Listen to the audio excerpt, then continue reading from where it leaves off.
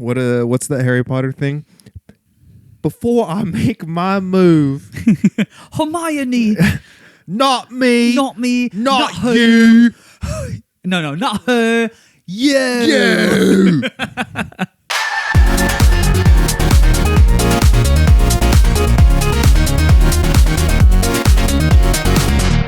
What's up, everybody? You're listening / watching the X3 podcast. I am Xell. And I'm Ducky. And we're going to be talking about the new meta. Yeah. New meta just dropped. Babe, wake up. New meta just dropped. And it's hot. It's hot. And it's new. This is the new girl on the block. Yeah. Becky new from girl. the block. Yeah. I was going to say things that I was going to regret. But yeah, brand new format. Yeah. And no one has ever seen this. I'm so curious about what brand new breasts. I was new like, breasts. like a virgin. I was like, what possibly could I'm you talking say? about the Madonna song. Okay. No, because it is true though. Like, this is the format where no one has seen this before. No, not brand even new, Japan. fresh. Normally, Japan gets their grubby fingers on the format before we even get a sniff of it. Right? Yep. So we always get their sloppy seconds. I cannot be making these metaphors like this early into the cast, man. That's okay. It's okay to be crass every now and then. Okay. Anyways, I do my best to be brand safe. Anyhow, this is it. The new format, OP11, but we remixed it with the starter decks and Remix.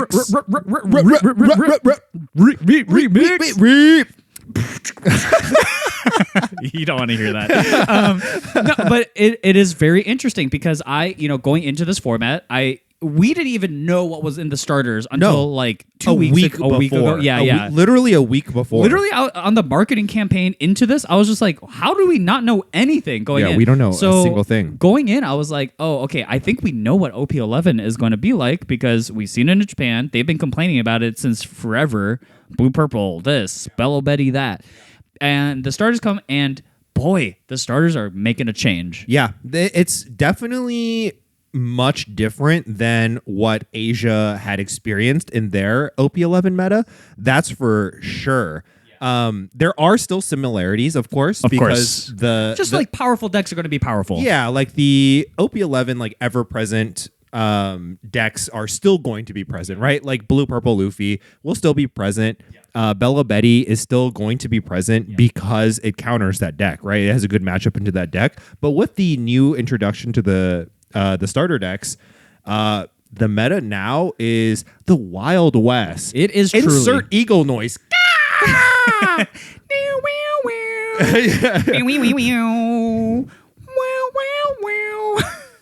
That was James Bond, I think. I was trying to blow but I didn't want to blow into the mic. Oh, okay. You know what I mean? Yeah. But yeah, so I think the meta is going to be kind of interesting because I think in the initial stages, it's going to be very wide. It's going to be very wild, and it's going to be very west. Yeah. So I think no pun intended. Yeah, pun definitely intended. But I think where the format will go is kind of where I want to take this a little bit. Yeah. Because I think we've done a lot of testing now. We went on a craze, actually. Like, for a couple days, we bought all the starters. We tried basically various different lists and different decks and just jammed as much as we could. And I think we have some findings, right? And I don't know if these are necessarily final, but these are our sort of initial impressions. And without some drastic changes or innovations, this is how I see the format.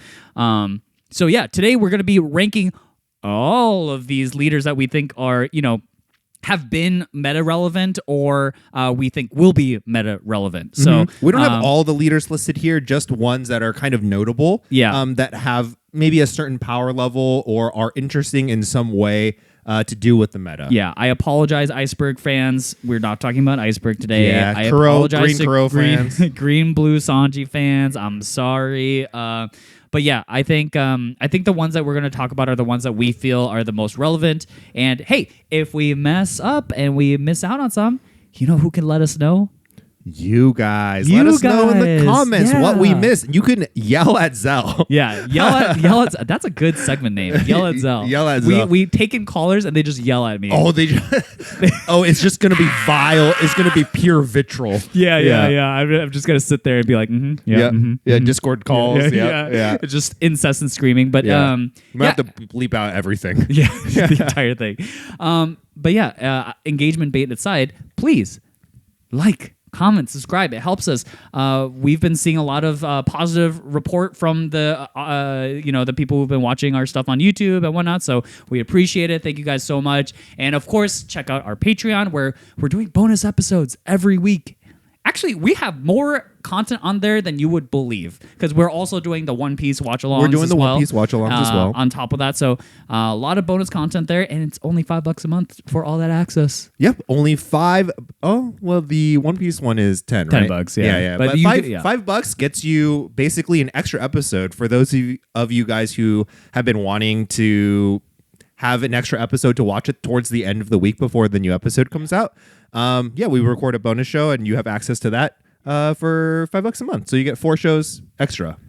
Exactly. So, that's better than Netflix, right? So, And that could be true. is that a little presumptuous? The ego on this guy. Huh? We hit 1,000, 2,000 subscribers, and now my head's just massive. Yeah. 2,000 subscribers. Wow, I'm crazy. Okay, let's get this started. To start off our ranking, I want to kind of go over what the tiers are, right? Yeah. They're pretty simple this time around. Nothing too crazy. We have S tier. This is the decks that will top your regionals. These are incredibly strong, incredibly consistent, incredibly powerful. You will see these at your Eggman breakdown. Yeah. These will be there. Yeah, like on the pie charts that he puts out, like these are the decks that like you'll see time and time again. Yeah. And then we've got A tier. These are decks and leaders that can top a regional. May not have a whole lot of representation, but are still quite strong. You will very likely see these in that pie chart. They might be little small slices, little pecan pies, but sometimes the stars align too, and you just have the good matchups. Like these decks are usually the ones that are like hunting for certain decks and want to avoid the others. And then they have the power level to compete. They just need the right matchups. Right. So still very meta viable decks here. We've got B tier. These are decks that you can expect to see at your regional. You finished your game, you're walking around. Maybe you're not at the event, you're in some side events. You're walking around the main regional area. These are decks and leaders that you will expect to see. They will be present. Whether or not they'll top will be, determined. Up to the Lord. Yeah. Some of these decks, God didn't put down here at 100%. Let me tell you that, brother. They didn't cook long enough in the microwave. Yeah. The Chef Boyardees, cold in the center. Yep. And then C tier, we've got your rogue decks. These are decks that technically can make it to your top cut or your day 2, but effectively are not really that viable. Yeah. They're kind of there to just have maybe the dream run, right? Yeah. Or just ruin someone's day. Sometimes these are the decks like they're powerful enough. It's just the wrong meta for them, right? Yeah. So yeah. Then we've got F tier. These are decks that are really just not meta viable currently, right? There are too many decks that you'll see at a regional, too many popular decks that will just absolutely poop in your food.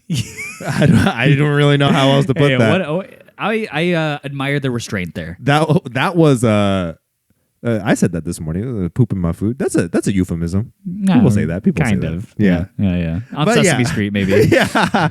But these are the tiers. And we're gonna start with the OP01 Red Zoro, our aggro king. Yeah, El Clasico recently just won the Hokkaido event in Japan for OP12. Again, just ever present, ever lasting. And here's the thing is I think decks like Zoro tend to be really good early on in the format. So I think Zoro will I don't want to even go as far as to say will, but I think Zoro has a much better shot in the early meta than later on. So yeah, I think so too. I think as the meta progresses, I think Zoro will do progressively worse, which is why for me personally, I want to put it on B. But Yeah. I could see myself even putting this as low as C. But maybe once we how get interesting. more things up there, and it's again because like I think if this was a chart that said, hey, what to bring to Vegas, right?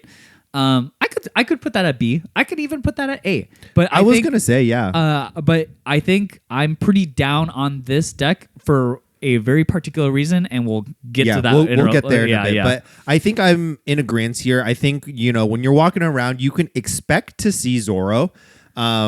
Maybe there's not going to be a lot of them. But I think there's a big fan base and big cult following when it comes to Zoro. People love this leader. People love this deck. And it's definitely just a good deck as shown to be over the years, right? Like we're in OP11. This came out. This is the first set of leaders to ever come out. Legends never die. No, dude. We're at 11. And he's still here, He's brother. still kicking. Yeah, man. So I think you can expect to see Zoro at your regionals at Vegas. Yeah. Next up, we've got the hot grape drink on the streets. Calorie filled, this guy. Yeah. Just calorically dense. Very, very dense. GP Luffy. From concentrate. Yeah. Yep. Okay, so this is a funny deck to me because like I think a lot of people have moved on from him, but I Yeah. think it's premature. I think so too. I think just because the hot neighbor next door moved in, everyone's gunning for her. Yeah. Everyone's got their eyes on this blonde beauty. Changed her haircut. Your old sweetheart from across the street, lovely brunette, just incredible at baking. You can't forget about her. In this metaphor, it's so funny because she also just moved in like a month ago. Yeah, but men, Boys, men are so Move on quick to so move fast. on, man. Yeah, but us, we're loyal to you. 1 month. 1 month ago, neighbors. Yeah. GP, I low-key think is just straight will top. I think this is one of the best decks in the format. Funny enough, kind of the opposite of Zoro. I think this deck can struggle in the early days. Yeah. But will progressively do better and better. I think so, because too. I think this is one of those decks that like requires very specific answers to. And if you aren't prepared for this deck, oh boy, this guy You're gonna will be in a mess world your of day up. hurt. Yeah. And it as a deck too, like GP has very flexible answers for what it wants to do to the meta, right? So in EB, we saw a lot of Electric Luna, we saw a lot of Radio Knife. In that slot, you can change it to a lot of different things, right? And I think cards like Gamma Knife are really good. Yep. And I think even cards, I mean, I don't know if Ragnarok will get played or something like that, but like you have these flexible deck slots that kind of allow it to tune its game plan around. And I think that's very powerful. Yeah, absolutely. I think this also deserves a spot in the S tier will top a regional, not only just because of its power level and its flexibility, but because it is so consistent. When you're playing in a 9-10 round regional, consistency I think is so key, right? Like there are a ton of decks that have the power level. You can definitely win your 5-6 round locals, or maybe even a case tournament or what have you. But when you bring this deck to a regional, you will need a deck that's very, very consistent in order to get you to the day 2. Yeah, to get you we to call that X2, Shanks X1. syndrome, essentially. Yeah, totally. You've got the power, you ain't got the consistency. So for me, GP Luffy will top S tier. Yeah. Next up, we've got the old neighbor. Man, this neighbor is old. My God. Some would even say crusty. It's like the decrepit, you go down the cul-de-sac, the kids are like, yeah, we don't trick or treat there. Yeah. They're creepy. It's actually haunted. The floorboards are creaking. Yeah. It's Red Green Law. Red Green Law. Man, Red Green Law has seen better days. That's for sure. Yeah, Red Green Law has definitely seen better days, but I think, I kind of want to talk about some of these other decks before this, because I think we're moving to a meta where interaction is going to be harder and harder. I think so too. And so one of Red Green Law's biggest weaknesses has always been that decks like Lucci exist and decks that constantly just mess with your board, right? And I think Red Green Law, if Lucci's aren't ever present, like this deck is fast, it's consistent, it can get the work done. Yeah, and it's aggressive. And is very aggressive. And so like I think this is a deck that can definitely catch people off guard. Do I think it's as good as some of these other decks that we'll put into S tier? No.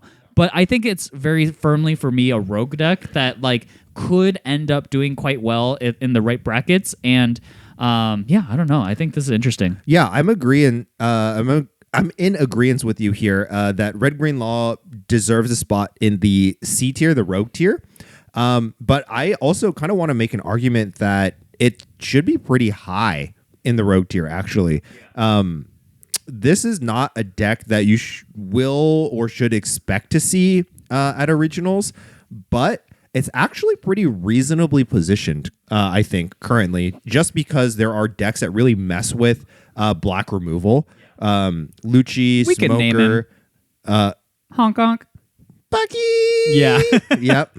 So, and also Teach, right? Yeah. Teach is also another deck that is ever present that kind of deters the control black decks from really doing their thing. So I think Red Green Law is reasonably positioned in this current meta, but there are just other better options that are equally consistent to this deck and equally aggressive to this deck that we'll get to. I think Red Green Law also is interesting because it isn't so centric on 3 costs and 4 costs, which is really important against Buggy, which I think is like the premier aggro killer in the format. And I think the fact that Law plays a ginormous amount of 5 drops and 1 drops. can even play and 1 drops, can play the 9 cost Zoro as well. Like Red Green Law has kind of more options to him than I feel like a deck like Zoro. So yeah. Next up, we've got Dofi, the hero of old. This guy, What a fall from grace. yeah, man, he was truly sitting on top of the throne. Yeah. Now he's on the streets begging for some cash. Please, can I have some more? Man, bring Jinbei back. Oh man, what do you think here? You're kind of our in-house Dofi expert. I don't really know too much about this deck, but he did see quite a fall from grace, I think. Yeah. So okay, let's go back in history a little bit. Rewind the tape. Okay, starter decks get released. Dofi's king of the world. Oh my god, this deck is crazy. You know what's another popular deck at that time? Pluffy. Man, we crush Pluffy. We do really well into that deck. Jinbei gets banned. Oh no, James. Oh no. Oh god. Oh, Pluffy. Kind of a difficult matchup now. Yeah. I mean, I Not so think easy. it's winnable. I think we're doing pretty good, but I'm like, man, it's getting a little testy here. 8-drop Katakuri comes in. Oh man. The defensive tools for Pluffy keep on coming, and Dofi's kind of offensive power has just continually lost its punch, and as a result, I think it's more difficult.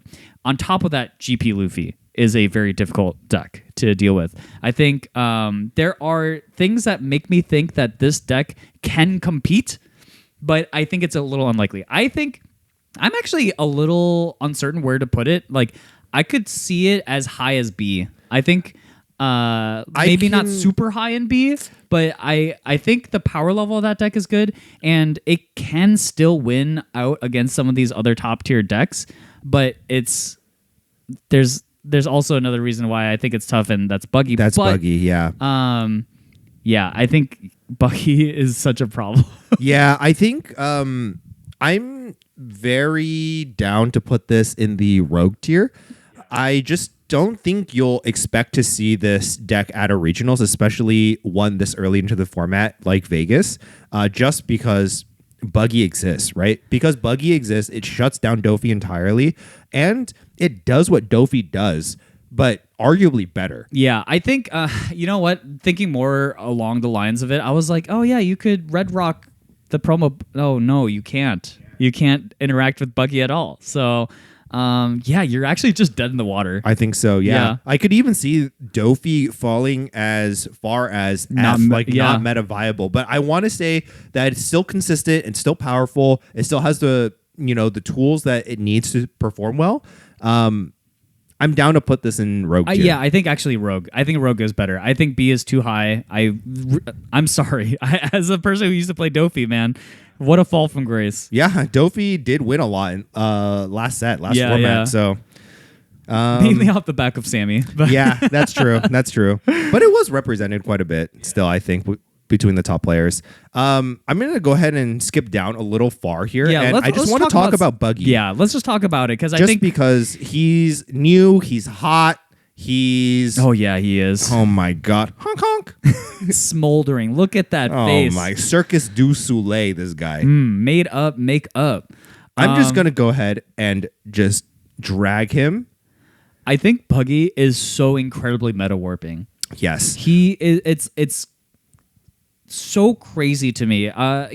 Back when we did our starter deck episode, we talked about that. Hey, we think the potential's there, and then we had a visitor from the future. We did, and I didn't heed his warnings. No, he warned you. There was a looming threat, a war of a magnitude that you could never imagine. I couldn't have conceived it. He was right. I couldn't conceive it. There's wastelands, and then I played the deck, and I saw Armageddon in front of me. I saw the world crumble before my eyes. It's crazy. That deck is insane. He's here. He's here. This is just a PSA, a public service announcement, not the card grading company for those of you cardboard enjoyers. Public service announcement. If anybody arrives from the future, right, they just warp and they just teleport right in front of you and say, hey, I'm from the future. I'm here to warn you about this thing. Heed their warning. Take heed. Yeah, this deck is so bananas, man. I couldn't have imagined how powerful this deck was going to be. And really, the reason why it's so meta warping is obviously the promo Buggy, which has existed, right? Yeah. And we were like, okay, I mean, fine, but it's we can work around it. And we have. Like, Buggy in the past hasn't been a problem. But that card, in combination, in tandem with the new Crocodile Mihawk combo card, Mike Hawk, Mikadile, as some people would say, has completely changed the nature of this deck. Yeah. This deck does everything Dofy did, but now protects your board, has access to cheap removal with a 12k body attached to it in the form of 10 cost Buggy, is incredibly consistent. You just see actually probably more cards than like Dofy does, right? Like, even though Dofy is searching the top 5 a lot and drawing cards through Weevil, just off of one turn, one leader ability, you see 5 new cards. It is actually absurd. Like, you don't cycle your deck as much, yes, but you get so much info and card selection through this process because you are just drawing like 4 to 5 cards a turn sometimes, and you're just filtering so much. So Buggy, this combo deck, has become ultra consistent off the back of cards like Alvida and like we said before, the 8-cost Mihawk Crocodile combo card. Now you've got incredible selection of 2Ks in the form of Kabaji and Moji. Yeah, and your 2Ks are insanely good bodies, and then it's just like all of this stuff combined. It is the new Dofy. It goes wide and it taller than Dofy does. And again, one of the most important facets is that you can't interact with it, and so. I guess you can interact with it, but not in the traditional sense, right? You can't remove the bodies like you would with like Red Rock or Lucci, or whatever. Yeah, you're forced to swing into the bodies. You're forced to swing into them, and a good Buggy player will not expose themselves to losing bodies in that fashion. And so then you're like, okay, well, maybe I can race him. Well, it's hard to race him because he plays like 12 2Ks. He's got all these blockers, and the blockers are big. They're 7K bodies or 6K bodies. So he's very defensive. So it just kind of does everything so well-rounded in a way that is so hard to interact with, and just single-handedly shuts down other aggro decks and other decks that require removal for them to function. And so what were they thinking? I honest to God, believe that this deck is bad for the game. It could be. I think for me personally, it's just a little early to determine how truly meta warping this deck is. Like, don't get me wrong. I think currently it is very meta warping because you have to respect it. You have to build your deck around this deck being present. It's very powerful. But if we give the meta, I don't know, say another month and a half, 2 months, will this deck still be the super present deck that it currently is, or will people start developing some technology to counter it? Yeah, I want to say like there are certain colors of decks that can do things, right? So one of the best ways to deal with Buggy is by resting his cards and then swinging into them, right? And other leaders like Koby have the potential to swing into active characters, which is very important. However, that being all said, I don't know if it's enough. And on top of that, it's still incredibly meta warping because some decks just don't have answers, right? Yeah, totally. Like black decks have nothing against Buggy. You would have to remove a body twice, really just blow your entire load on removing a body. One body. And it's not like, and for black specifically, like cost-wise, like, bro, like these guys, Mika Dial's 8 costs. Like, you don't have Ice Age. You don't all have of a sudden it's not efficient for you to remove these anymore. Like specifically, I'm thinking about it. Like, okay, you swing with leader, you turn it into a 7 cost. Okay, you play Hina, now it's a 3 cost. You still need one more. You still need to play another card, and then you need to have like, well, you can't swing with Brook, so you can't do that. You can't use Kuzan, so it's harder. How do you double KO it? I don't actually know if you can. Yeah, you can't swing with Kuzan. You can't swing with Brook. Your Laboons are kind of live, I guess. They don't have to swing. Yeah. Maybe like so Garp inefficient. It's really bad. It's really bad. And so I think like the better answer is to just play a different deck. I think so too. And that's a shame. And I think that's why like my take right now is like I think this deck is like actually quite bad for the game. Okay, I can totally see that. I'm curious though if we give it a little bit more time how things will shape out to be, but I think I'm with you. I think that this deck is insanely powerful. If things don't change, if technology isn't developed, if there are not technological advancements in the medical industry, we may not be able to cure this disease. Truly. And I think one of the only weaknesses that I truly see with the deck is that it's a bit coin flip dependent. Like its first curve is like overpoweringly good, and its second curve is just kind of more fair. So I think like that is a potential weakness for the deck, but man, this deck is very frustrating, I think. Yeah, I think so. So I think unanimously this is an S tier, will top a regional. Please have this in your mind if you want to do well at a regional. Buggy is for sure should be in your top consideration. Yeah. Do you put it above GP? I would put it above GP. Yeah. Should we do this in order? Yeah, I think we should order these. In order. I think this. I'm down with that. Yeah. Okay. Cool. So let's move on from Buggy here, our blue overlord, and go to another oldie but a goodie. Yeah. Whitebeard. I almost said JCM. They're one and the same. Yeah. Truly. This is a deck that I think can actually perform quite well. It's a 6K leader, so that's already a good start.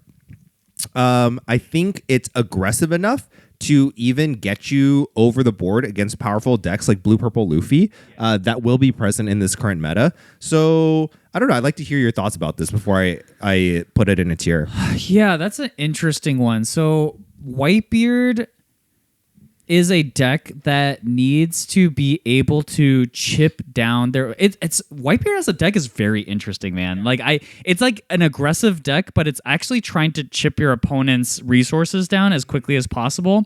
And so against a deck like Blue Purple, I think the games are either going to be extremely short or very long. Where like Whitebeard gets off to a fast start and deals with just like aggressively pushes the board, and Blue Purple just evaporates and dies.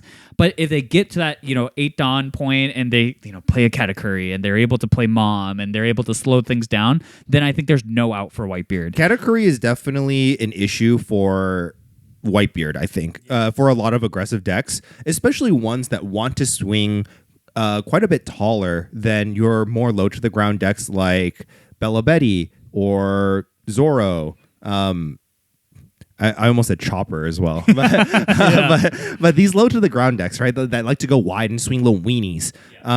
Whitebeard swings quite a bit bigger than that. They're typically swinging, like 7. It can swing 8. So those numbers, I think, are a little bit more annoying for Blue Purple Luffy, a leader that has 3 life. I'm willing to put this in the rogue tier. I don't think it's quite as well positioned as maybe Red Green Law, but I do think it's maybe a little bit better positioned than Dofi. Yeah, actually, I think I would put it very high in C or even low B. And the other reason for that is I think its matchup into GP is going to be better than it used to be, which already was like 50-50. And that's off the back of I think a lot of GPs will probably start to cut Electric Lunas from their deck and play other tech cards instead for the meta. Maybe. They won't run 4 like they used to. Maybe not 4, but I do think Electric Luna is still very powerful with the presence of decks like Green Yellow Law.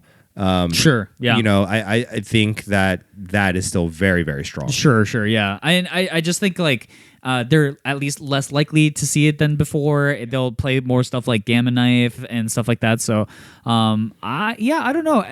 The Buggy matchup, though, I think will still be very hard. The Buggy matchup will definitely be tough. You can't really play any kind of removal to interact with their board at all, right? You can't slow them down. Yeah, it's really tough because they're really just going to be chipping away at you, and then any kind of big body that you play immediately evaporates. Yeah, so I think it's a little tough. They're also just so tanky. They have just so much girth to them. Yeah. So I just don't know if Whitebeard can actually drain Buggy out of resources before he's able to do his thing. And like you said, he doesn't have he can't interact. So yeah, I don't know. I'm down to put him at C for now. C? Cool. Let's put him in C for now. Next up, we've got Blue Nami. This is a deck that kind of doesn't really go away. Somehow. Somehow. Honestly, I think people generally consider this kind of a fair deck because it hasn't always been that powerful. It's had some formats where it's definitely an A tier or S tier deck, right? But it's never been the best deck, and probably for good reason. I think this deck has always been a little overhated, right? Yes, so I think people so just too. hate the playstyle. I get it, but in terms of sheer power level, it's fine. It's fine. Yeah, but it's always still a deck that you have to talk about when we're coming into a new set, when we're coming into a new meta. OP12 drops, OP13 drops, EB17 drops. We're in the future. PRB 19, right? You still got to talk about Nami. Nami, you still got to talk about. I think this deck, man, it is so hard to say. What is the matchup like into blue purple? Do you know? I don't know. Blue purple isn't super slow, if I'm going to be honest, because you still have to deal with the Zoro Juro.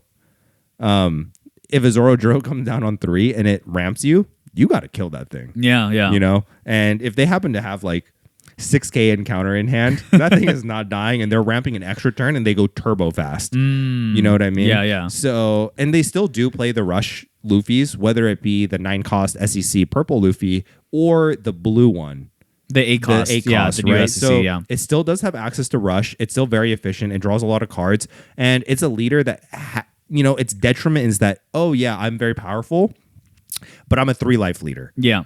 Nami doesn't care about how much life you have, right? So it's not really a detriment. So I don't really know how that matchup goes, but I think with the presence of so many aggressive decks like GP Luffy, Purple Luffy, Belo Betty, maybe even Purple Black Luffy with the new inclusion of the starter deck, right? There's so many. Isn't Buggy also hard too? Buggy is probably very, very difficult because you can't bounce anything. You can't interact with your board at all. And you don't want to attach that much Dawn to swing back into their board. Yeah. They go super wide, super fast. So, I think that Is this the worst it's been? This might be the worst it's ever been. Yeah. Wow.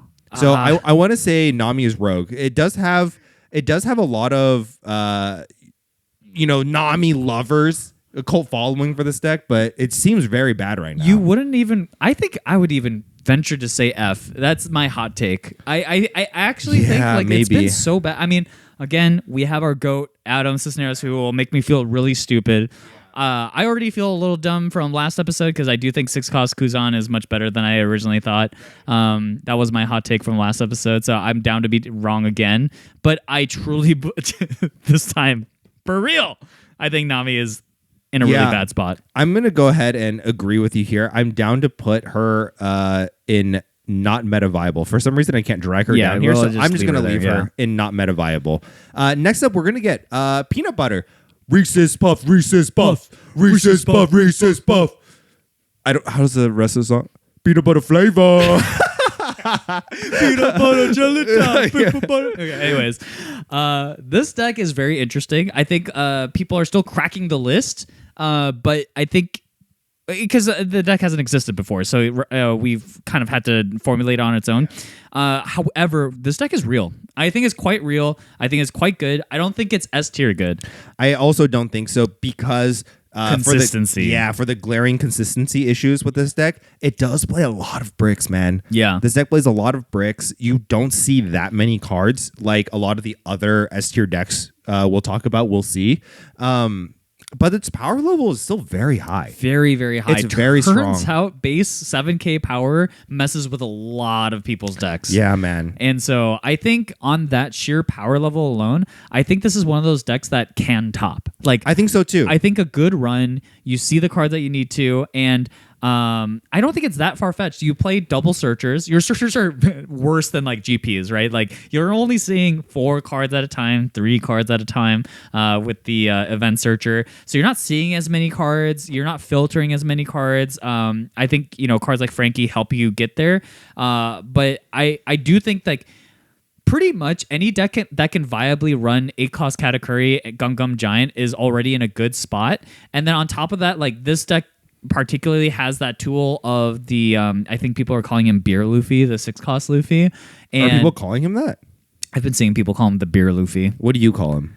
6-cost Luffy. I call him alcoholic. Triple A, baby. Yeah. No, when people say AA Luffy, that's the one I'm thinking of. Yeah, okay. I'm not thinking of any alt art Luffy. I'm thinking of this guy. Yeah, I don't know. I would call him, I don't know, man. There's so many Luffys. Oh, alcoholic. Alcoholic. He's okay. an alcoholic. Alcoholic Anonymous Luffy.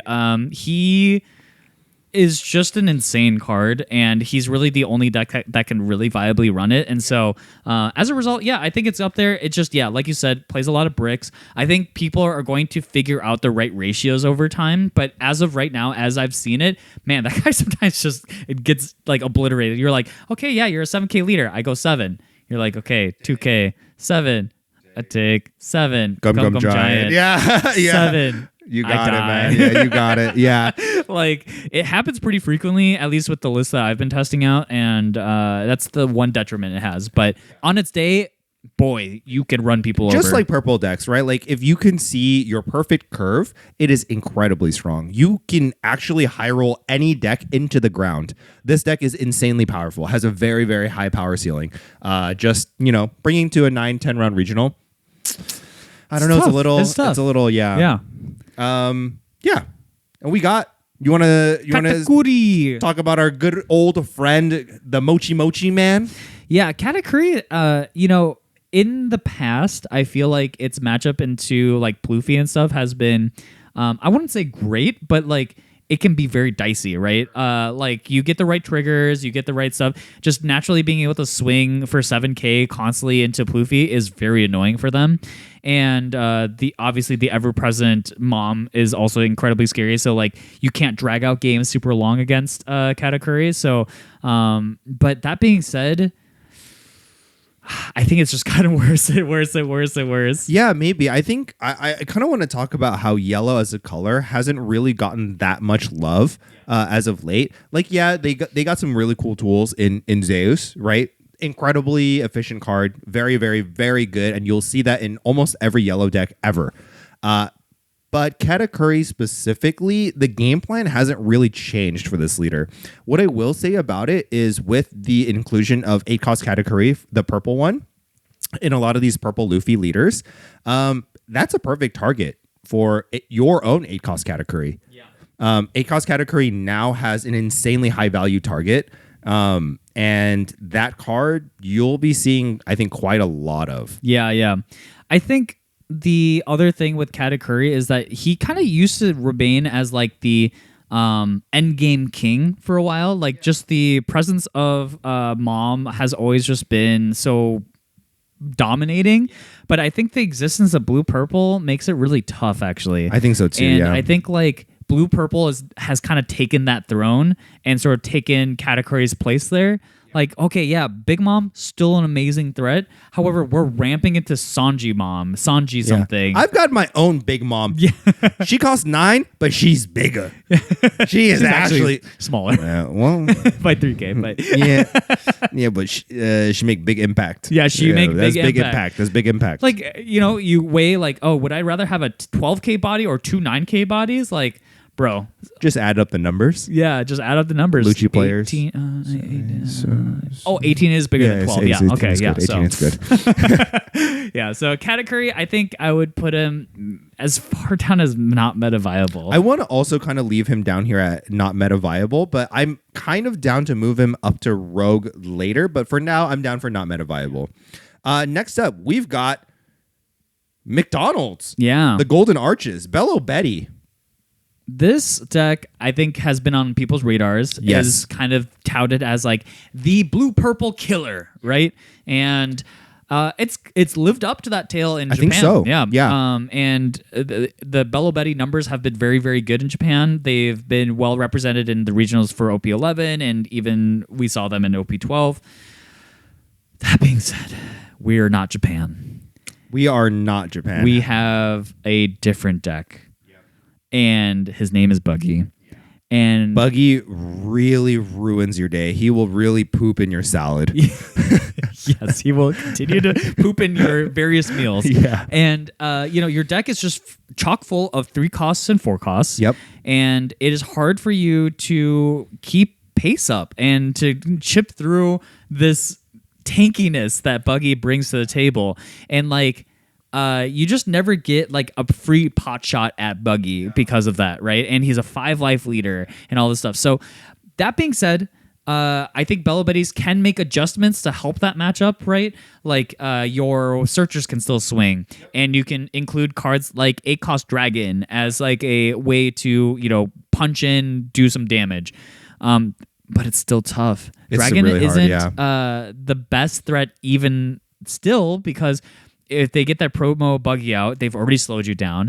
And by the time you play Dragon, well, next turn they might be playing Buggy that red rocks it. So then what happens to your pressure, right? So I think on all fronts, it looks pretty difficult right now for Belo Betty.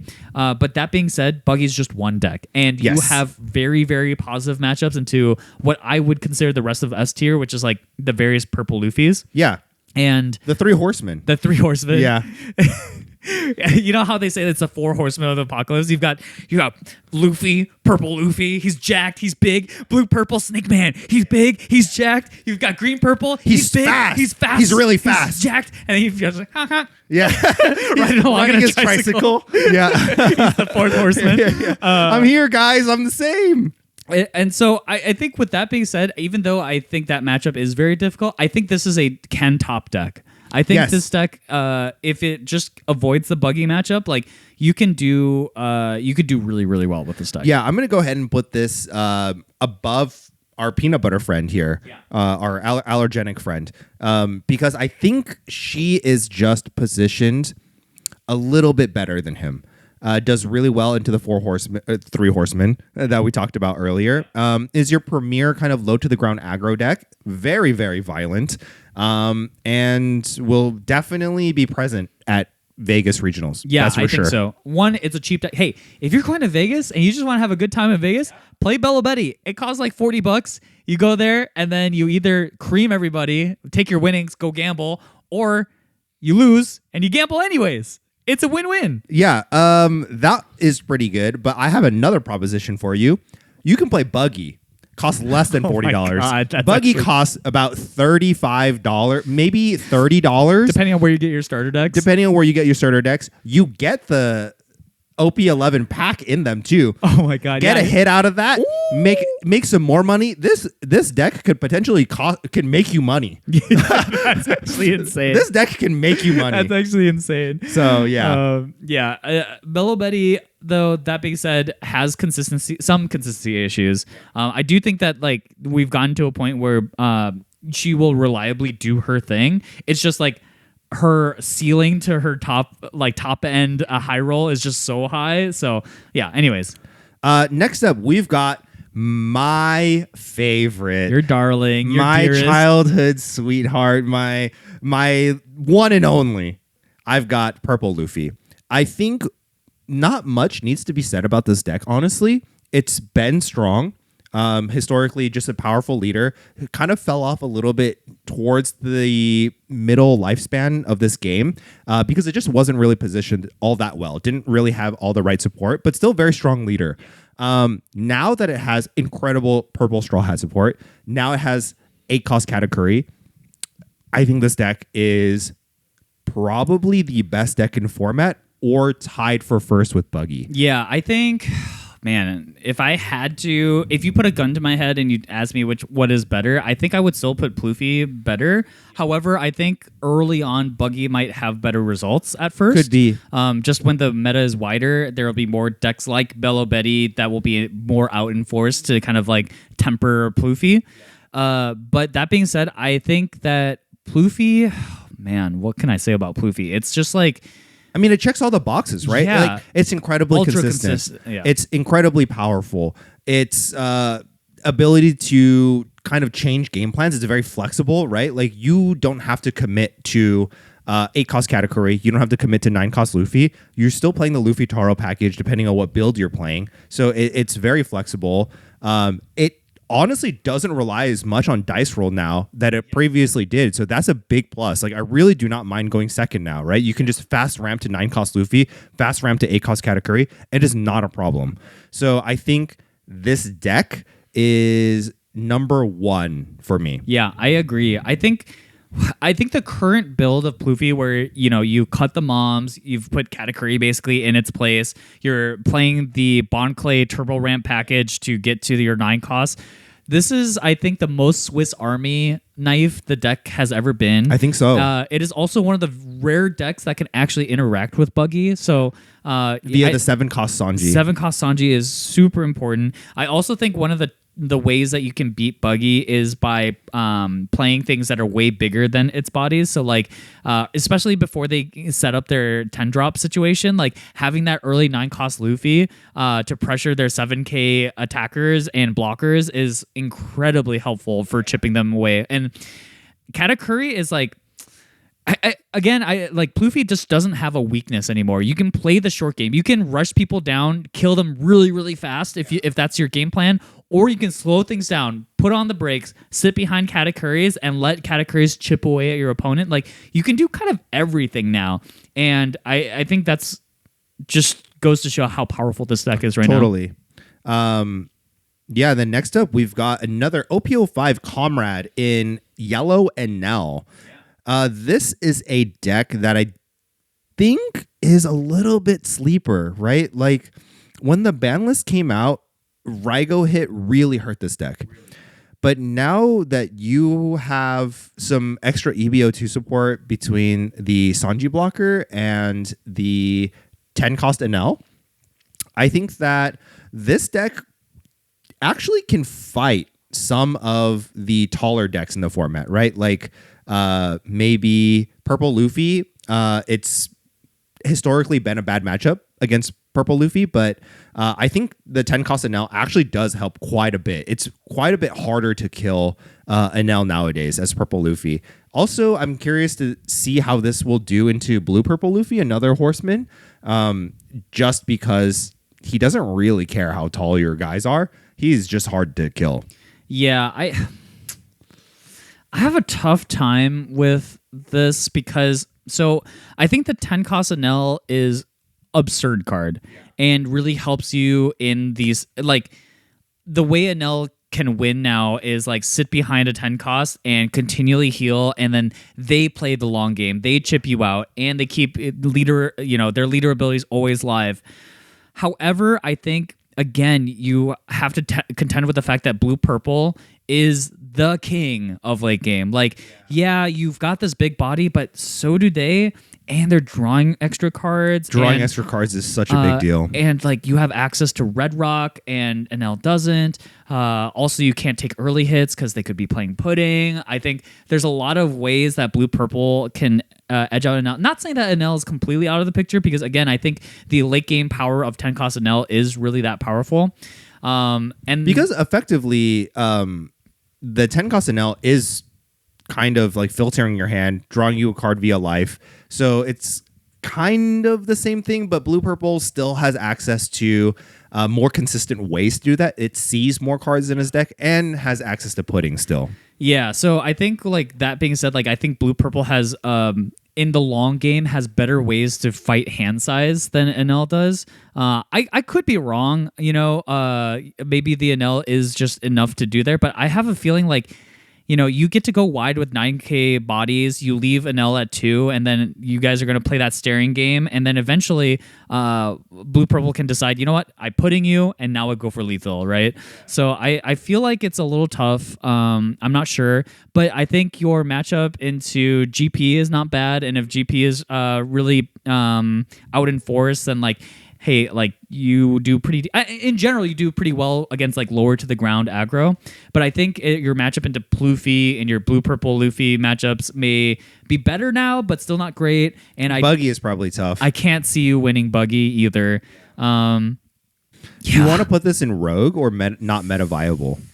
I actually, despite I said all that, I still think you can put it into expect tier. You think so? Yeah, and the main reason, I think early on, you just trounce a lot of these aggro decks, I think. Yeah, it can be. Like, if you expect to see a lot of Belo Betty, some Zoro, GP Luffy, etc., even maybe Purple Black Luffy, right? You can probably still edge out a lot of games and finish, X2, X3 at a regional with Enel, because it's not an inconsistent deck. No, its I don't power think so. level is high. It I just think so. kind of needs to see the right meta. Yeah, I have a really tough time understanding where Enel sits with the 10 costs, but I think I want to put it somewhere in low B or high C. Okay, I'm down to put it in low B. Next up, another yellow deck in Yamato, green yellow Yamato. This deck got some support recently through the starter decks. I haven't played as this deck or against it very much, but having access to some of the new tools, I think is good for this deck, right? This deck for sure was kind of dead in the water for a long, long time. Ever since maybe Fortress Yamato and like OP06, just really has not seen that much play. I know there are a lot of Yamato enjoyers. I think the last offline regional that I played at, my round 1 table had 4 green-yellow really? Yamatos. Wow. There was a lot of green-yellow Yamatos. Granted, they did not win any of them. Sorry to you guys. But I think that this new starter deck will actually help these guys quite a bit. Where do you think this lands? That's another good question. Yeah, I think the deck is more complete than it has ever been. Yeah. And I think it can do well. It's funny. Like you look at you look at the top tiers. These are all decks that are pseudo 4 life leaders and below, which is exactly what green yellow Yamato wants. I still think that the deck needs a little more oomph, or maybe I personally just haven't cracked the list yet. Yeah. But I think you can put it under, again, sort of that B-ish, C-ish range. I just don't think it quite gets there. And like, I think Buggy is still a major issue for this deck. If I'm going to be perfectly honest with you, I kind of want to put Yamato in expect. I think you can expect to see this as a meta viable deck at a regional, and maybe even more so than Red Zoro, just because Yamato has waifu tax. He's got the waifu tax. Yeah, that's fair. The only thing I'll have to say about Yamato is, in the past, the way Yamato has won is usually by just playing the game of, do you have the necessary counter to live or not, right? Yeah. And the problem is that with decks like Pluffy, all the purple variants is they have access to Gum Gum Giant. and it makes that matchup way more tenable than some of the previous like top tiers in the past, right? Like, you know, against something like Sakazuki. Like Sakazuki ran like freaking 8 2Ks. Like yeah. I do want to kind of briefly mention though that there are top tier decks that we have talked about and we will talk about, right, within the Four Horsemen that don't play a lot of 2Ks. That's fair, yeah. Green Purple doesn't play a lot of 2Ks. Doesn't play a life lot. leader. Blue Purple Luffy doesn't play a lot of 2Ks. Very brick heavy. 3 life leader. You've got what's like Purple Luffy. I think actually is a bad matchup for Yamato because we do play a lot of counter and we are a 5 life leader technically. So that one is a little bit harder to punch through. But like Purple Black Luffy is another one, right? Where plays just a ton of bricks, 4 life leader. You can just die. These decks, you can just die. You can, but I think usually these decks die to like multiple hits, like a lot of small hits, like going 6, you know, against Blue Purple is like the thing that they fear the most. I think when it's like, I'm going for lethal with Hody Jones and I go 8-9 into you, that's where all the Purple Luffy players are like, okay, I mean, I set myself back with a Gum Gum Giant, but like, I'm not dying here. The tough thing, though, is that a lot of these decks don't actually play very many blockers. That's the problem, right? So if Yamato is swinging 9 at you, you're at like 6 Dawn, you can't play Giant. You just have to take the hit. Or you have to give them 3 cards, which very likely you just don't have access to at that time. I don't even know if that's true. Like, Blue Purple plays quite a few blockers, right? They've got Katakuri, they've got Nami, they can heal with Mom and stuff, and like, yeah, I don't know. I don't think it's. I think this is the wrong type of aggro for this format. Is my instinct. Like, I think like the aggro decks that will do well into these purple decks are the ones that can go low to the ground, swing multiple times, very fast, low to the ground, versus trying to go like 8-8. 8-8, you know, like turn after turn 8-8. Like it's that is like the type of swing that like purple decks do the best against. Yeah, maybe. I'm just trying to think of like how the blue purple matchup progression would be. Like you just swing big into them, they take they don't have the counter, they take. That's 2 life down, and then they have to ramp the following turn, and they can't really protect themselves that well. You can play Nami maybe, but then they just swing big again, and then once you're at your 9 Dawn turn, or your 10 Dawn turn, you play like 9 Mom, you heal 1, but then Hody comes down, rests your Dawn, you get to swing into them. Like it's still very scary. I think that matchup is very, very scary. Maybe I would have to play it out, but my instinct is to say like blue purple has like very good tools against what green yellow Yamato brings to the table. Okay, yeah. So where would you put this on the tier list? Again, I would say like somewhere between B and C. I think you can expect to see this. I think like just for the novelty and popularity of the character, maybe below Enel. Below Enel? I kind of want to put it above Enel. Oh, really? I don't. I definitely for sure below Zoro, but yeah. I could be convinced. Okay. Yeah. Next up, we've got Reiju, blue purple Reiju. Thoughts on this leader? Yeah, this leader. This leader got more support, but I think it sits in a weird spot where you're not as fast as the low to the ground decks, and you can't really go over the top the other mid-range decks either. So like you're just like in this awkward spot, man. Yeah, I think that this is a deck that kind of, my knee-jerk reaction is that I really want to put it in the rogue tier. It is quite a consistent and high power level deck, but I think it's not really positioned all that well in the current meta, especially with the prevalence of Teach. That Teach got a new starter deck and has new support, so people really want to play that deck. And man, that deck really just crushes Reiju. Yeah, that matchup is really bad. I feel like Reiju, the power level is just not high enough. Maybe compared to some of these other decks. I think so. Like, you do a lot of game actions, but I feel like a lot of times with Reiju is like you're spinning your wheels a lot and not getting actually that much done. You're just not that efficient yet, and like I feel like the sort of over the top power that like Judge can bring but it's just not a good judge meta, right? Yeah. So I think like it's Or maybe it could be. You know, Judge really messes with Purple Luffy's Dawn. So it could be. like maybe Having but you're- access to Black Maria when there's so much ramping is also kind of a good thing. It could be. maybe I don't see like you spending 3 Dawn to play out Black Maria being a very good thing against the Pluffy decks. Yeah, maybe not. And I also think like, you know, your biggest body being 7K just gets bullied out by their 9K bodies. And the 8K Katakuri blocker. Yeah, just blocks it for free. Yeah. You know, I guess you can minus 2K it when you bring out your EGGs. It's just not that efficient. It's just not that efficient. I think if you could god roll with Porsches all day, then like maybe, because then you're kind of like a little bit better of a Zoro, but it's just not that consistent to be able to get all that off. So I think like Rogue for me. Rogue. Yeah. Not to mention, Reiju really gets turned off by Buggy, the 7 cost. A Yeah. lot of your swingers just are invalidated because of that. Yeah, So I want to now put this you're at Rogue. only relying on EGG to get the job done. Yeah, and that's just a tough look going against a 5 life, really tanky leader. Next up, we've got Yuck! Yuck! We've got Bonney. Yeah, Bonney.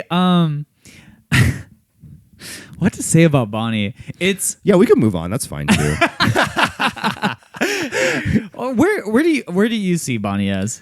I see Bonney as scum of the earth, just vile, absolute, just bacteria. Dude, I just watched the recent One Piece episode, and it's so heart filled and has to deal with Bonnie's backstory. So I'm actually very pro Bonney at the moment. I'm sorry to say.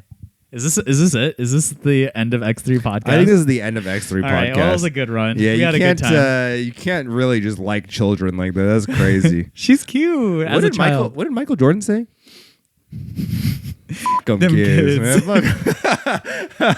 F them kids. Yeah, man. Bonney, in all seriousness, I actually think is positioned quite well.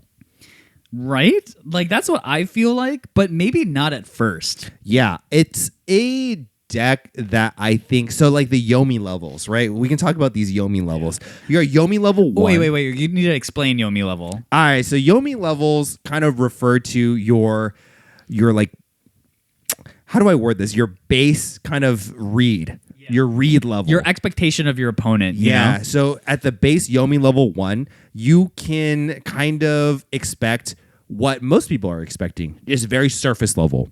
You didn't look very deep into it. Yomi level 2, you're in their mind. You're thinking about how to counter.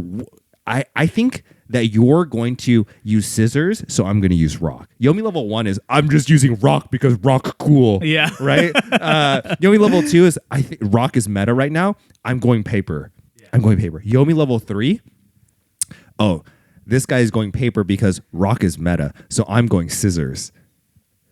Bonney is Yomi level 3, I think. Yeah. I think they're like a read above. You know what's funny though is like, on one hand, Yomi level 1 Bonney also can get there. You know what I mean? Because like if everyone's playing stuff like Zoro and Belo Betty and stuff like that, like Bonney does well into those decks, right?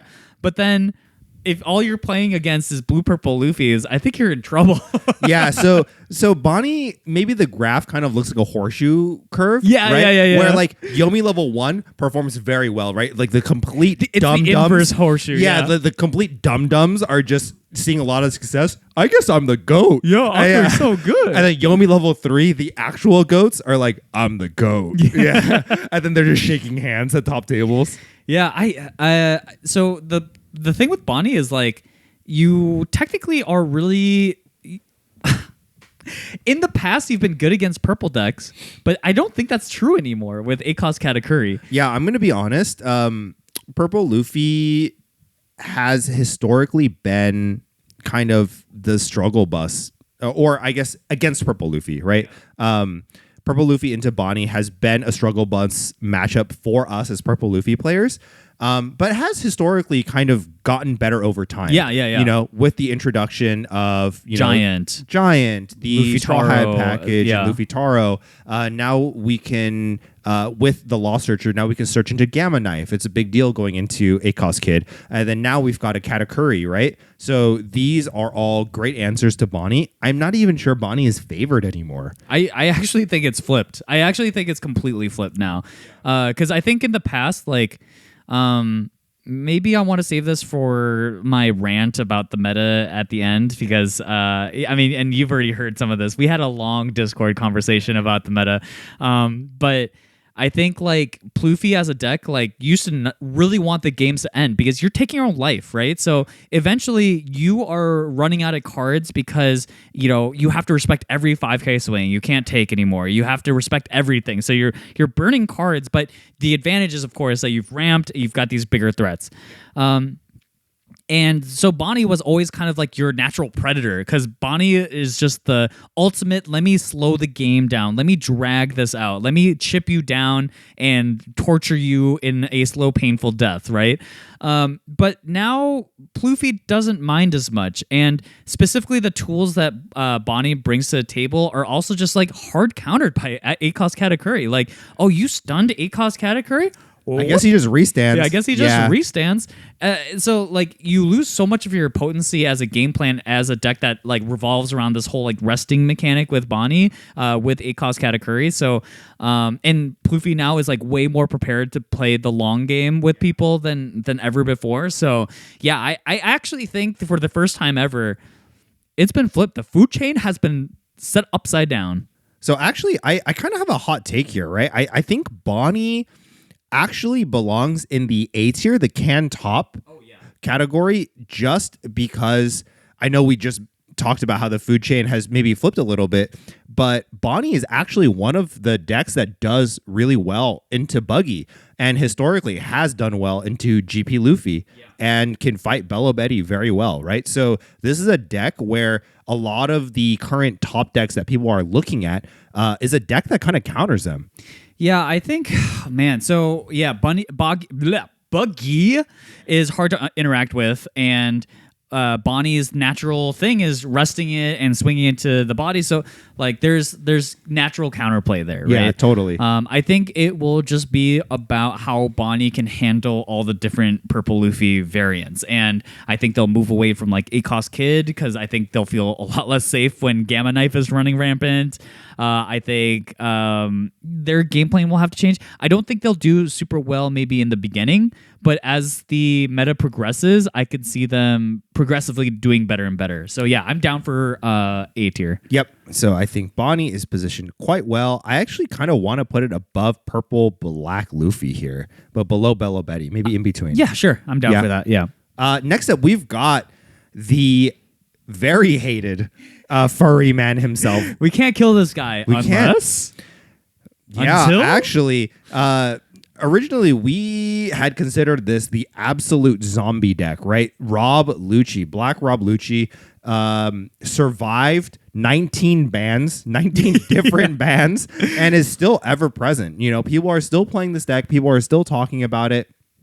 But now with the introduction of Buggy, who has a completely uninteractable board, this deck is kind of fallen out of favor a little bit, I think. Yeah, I mean, on top of the fact that, like, hey, you know, look at the top tiers right now. I think your best matchup maybe Pluffy. Yeah, maybe GP. Maybe GP. Yeah, GP. And, like, if EB has taught us anything, is that the GP matchup was not free for Lucci. No, not at all. By any means. Like, I think that matchup was quite a bit, like, people pretended, like, I don't know, okay, maybe that's a little pretentious, but people made it seem like, oh, Lucci dominates GP, when it just like factually was not the case. Yeah, I think so too. And so I think like when you look at this list of will top decks here, and we haven't put blue purple up there yet, and like the Lucci had to tune their deck lists in order to beat blue purple, and still like blue purple is still quite good anyways. Like I think Lucci might have truly fallen from grace this time. Yeah. Though that being said, I still think that this is a deck that can top. God damn it. Right? Like, I don't know. Like, what are your thoughts here? I kind of, there is something taking over my body. And I really just want to drag this furry man to A tier, man. I don't know. The Holy Spirit is guiding me. I think Lucci.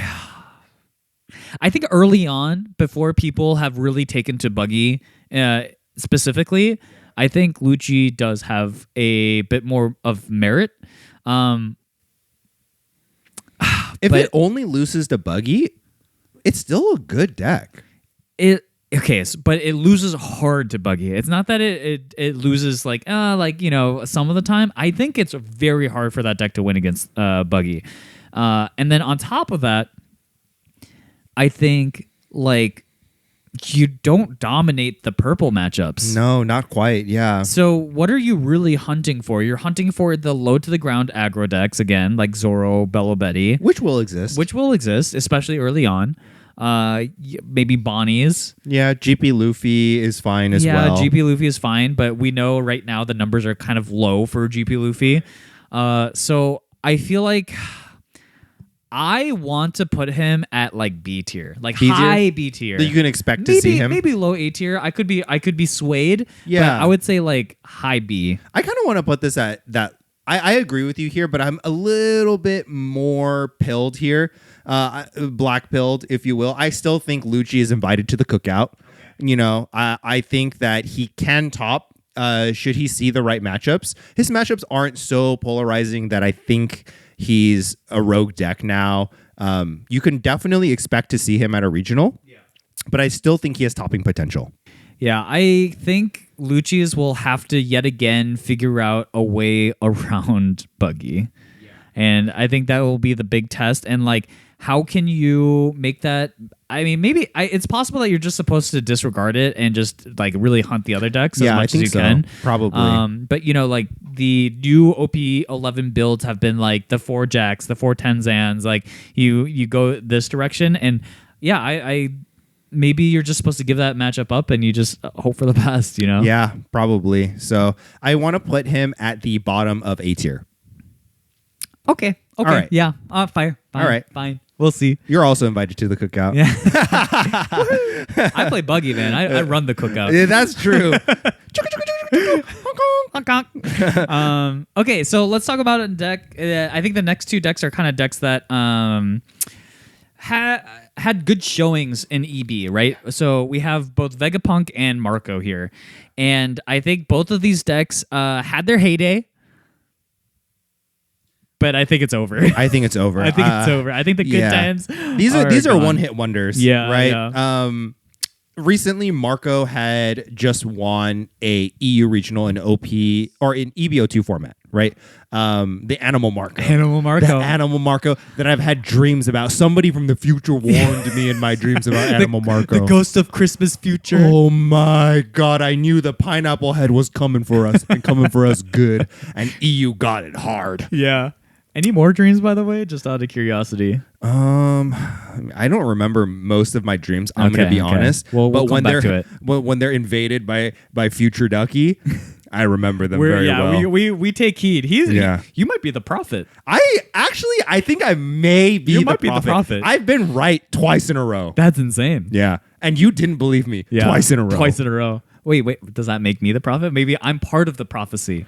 Oh, you I'm need the to requirement. You're the haters and the doubters. Yeah.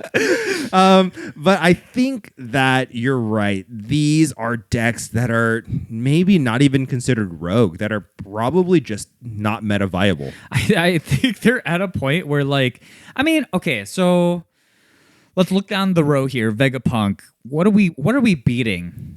Nothing in the top row, right? Man, I really don't think so. Like, you have an okay matchup into the purple Luffy, GP Luffy. I don't know about blue purple.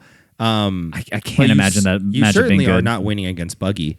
Buggy really is a deck that just can leave you alone, do his own thing. You cannot interact with this board. He's insanely tanky, and then all of a sudden, your full board of 5 just swings you down to 0, and then you have access to a 10 cost Buggy with Red Rock attached to it. It's over for you. Yeah. There's no way. Yeah. Wow.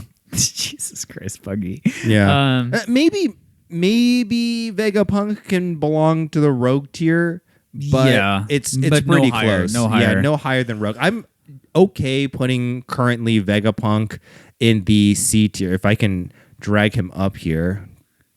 And he's heavy. Yeah, and Marco I think does belong in the not meta viable currently, unfortunately. It's tough for him, right? Because I think it was easier when GP was like GP Luffy was your main target, because 7K is attainable as like a target to hit for, and Marco was particularly very good at doing that.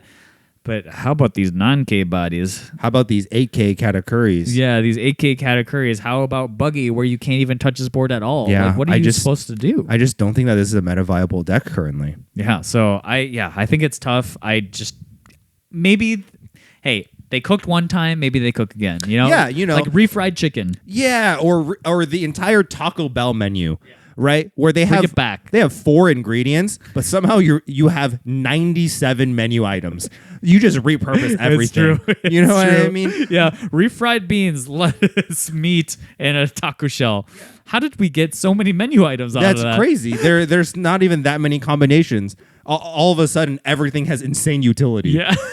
I'm about to hang up some drywall with these frijoles, dude. Like, you know what I mean? It's insane. So Marco can get there, I think. Another deck that I kind of want to talk about is Carrot. This is a deck that just recently got quite a bit of support. Yeah, I think the fact that the Law and Beppo has the Minx tag onto it is a big deal. Yeah. That, and it has just a good leader ability that is able to interact with a deck like Buggy. Most other decks cannot interact with Buggy, right? Even the decks that can interact with Buggy, like Purple Luffy, it's still kind of hard, right? You have exactly 4 cards that can do it, and you're swinging 7 into a 5. Sometimes that goes through, but that's really it. You can only clear those low to the ground bodies that Buggy has, but Carrot just has an activate main ability that lets you directly interact with those characters. Yeah. I think Carrot is really the ultimate hunter for Buggy, right? And I think if you're playing a deck like Carrot, you're really wanting to see low to the ground aggro decks that you can kind of like bully and outlast, and then Buggy. The problem, of course, is the purple decks, and that's where I'm not sure. There's more purple decks than there are Buggies. For sure. So I think that Carrot is not a deck that you can expect to see at a regional, especially at Vegas this early into the meta. Like we talked about earlier, the Yomi levels. Yeah. I think that Carrot is probably a Yomi level too deep. A little bit. Just a little too deep. Yeah, we got the fortune tellers with their crystal balls. Oh, man. Is that a rabbit? What does that mean? Why is she furry? Yeah.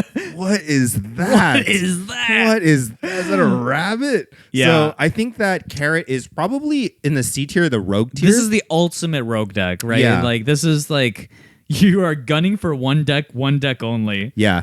Where do you think Carrot belongs in the Rogue tier? That's a good question. I kind of want to put it around the Red Green Law and Whitebeard area. Oh, interesting. I think I was going to say over Dofy, but maybe under Reiju, but maybe over Reiju as well. Yeah, I think so. I think maybe like right here. Yeah. I mean, compared to some of those decks underneath it, like it has some clear good matchups, right? Yeah. So even right here or right here if the crystal ball is big enough. Okay. You know what I mean? I ain't going to mess with the profit. You know? All right. I'm putting it up here. Okay. I'm putting it up here. Next up, we've got Lakers. We've got Charlotte Pudding of the purple yellow variety. You want to talk about this a little bit? Yeah, I know people had rumblings about this deck for when OP11 was first released, because I believe that people said that it was particularly good against blue purple. Interesting. And the reason for that is that you have just insane high roll potential where you can double ramp, you get your Katakuris online faster than anybody can get them online because you're playing the baby Katakuris. And then on top of that, you ramp into your 10 drops, and those things are nasty business. Yeah, totally. Having just access to incredibly powerful cards, especially the 8-cost Katakuri that you can play for two Dawn, right? that is insanely powerful, and the high roll potential is very, very high, but it does suffer from consistency issues that the other top decks don't suffer from. Yeah, I mean, to be fair, it also got a bunch of new searchers as well. That's like true, the pudding searcher helps quite a bit. You have access to the event searchers as well as just the normal yellow pudding searcher. So you can actually run a billion searchers in this deck. Yeah, you also have access to the new double pack Katakuri Dawn, the one that's just straight thick ropes. You do have access to that. You do have access to that. Everyone has access to that. Not everybody. Everybody. Not Bonney? Anyone can get. Not everybody. Not everybody. I think this deck has potential, but I don't know. I think it's kind of like Black Purple Luffy, where when things go right, oh my god, they go so right. Yeah, this deck looks unbeatable. But the question is, how often will that realistically happen? On top of the fact that you also are a coin flip deck, where if you don't get that first, where you get to get the ramp off immediately and do your shenanigans, I don't know, you're on the back foot, and now you're taking aggro, and on top of the fact, especially early on, there's going to be so much aggro decks that are gunning for blue purple, and you're just going to take stray fire, Yeah, I think that this is a deck that belongs in the rogue category, but maybe a little bit more viable than Red Green Law or even Whitebeard here. Yeah, I don't know. It's struggling. We have too many rogue decks. Oh, excuse me. There we go. Oh, there we go. But below Carrot, I think. I am very curious though. Let's say I don't know how. Generally speaking, with how metas develop over the course of a OP a format, I think it updates kind of slower than I would have thought. Yeah, I think it will really depend though on how many events there are. Yeah, right. How many large events? We had Shreveport, which is the last of EB, and now in a week or so we have Vegas. What's after that? And then we have Toronto, and I believe there might be one right after that as well. So I think if we have one every week of the month, every weekend of the month, it could change quite fast. Yeah, multiple every weekend of the month. It will change relatively quickly, and we have seen that kind of progression in the OP10 meta. Where Dofi had fallen kind of out of favor a little bit after the bans, but then suddenly came back in force, right? Purple Luffy also kind of fell off just a tiny bit and then came back very strong. Yeah. Shanks fell off very quickly, that kind of deal. So I think the more events there are, the quicker we'll see the meta evolve. Or perhaps devolve. And speaking of devolve, we've got Shanks, man. This is a deck, actually, that people really fell off of. But what do you think about it in this current OP11 meta? So what's funny is I know everyone, and ourselves included, were like, oh man, that Shanks starter deck is ass. Which... It is ass. However, like we also said during that time, I do think there is potential in that 9-drop or 6-drop Shanks, especially in a purple format. And I think it's one of this. Oh God, Shanks is just a deck where the power level is just so high, anyways. You can just get there sometimes, right? And so I think dude, if you were a magician or a cheater and you could just draw everything you needed, I don't know, man. I think this deck can still top. I think so too. And I want to give a special shout out to our good friend Jansuko, who is kind of Shanks pilled at the moment. Yeah. And he is really doing his best to try to figure out how can I make this deck consistent, because he really believes in the deck. Yeah. This is a deck with insane power level and actually is pretty well positioned in the current meta. Yeah. Just does pretty well into a lot of stuff. And the question is, can I make this consistent in a 9 to 10 round offline regional environment, right? It's a big question. I mean, technically you have 2 searchers. You have the event searcher, you have Uta. And one of the biggest things that the new 6 cost / 9 cost, I don't know what to call them. Yeah, 6 cost. That's not a 9 6 cost. Okay, 6 cost Shanks. One of the biggest attributes to him is that 6 is actually the perfect number where you have Dawn left over. That's right. Right? Yeah. And so if you in the mid game, let's say you're on your 7K Dawn because you took first away from the purple decks or Buggy or whatever, then you will constantly be able to use that extra Dawn to keep searching you into another one, or the 10 drop Bomb Shanks. And Bomb Shanks I think is positioned so well right now. Very, very well.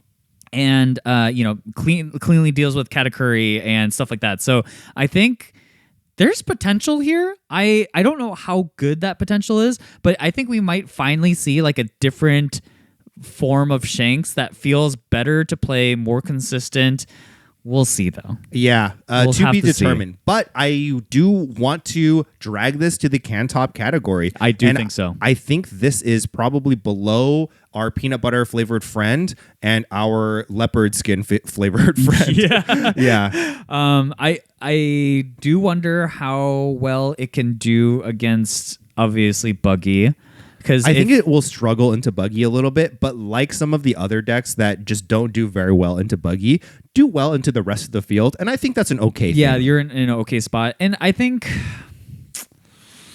there could be versions of Shanks that are a little bit better suited with dealing with Buggy too. Like if you're playing more of like the aggressive slant to it too. Yeah. I don't know what these builds might look like, but sure. Maybe it gives you a better chance, right? Yeah, it could be.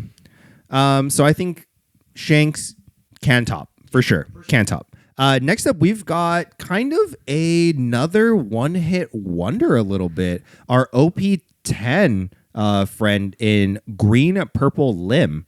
This is a deck that honestly technically did get support in OP11. Oh, really? What did they get? Katakuri. Oh, yeah. The fact You're that purple. Yeah. You can play Katakuri. The fact that you are able to fast ramp to Katakuri and it fits the Odyssey kind of MO, right? Where you're just restanding your guys. Katakuri just restands himself, right? So you don't really need it to be an Odyssey character to restand it or what have you. So I think that this deck is...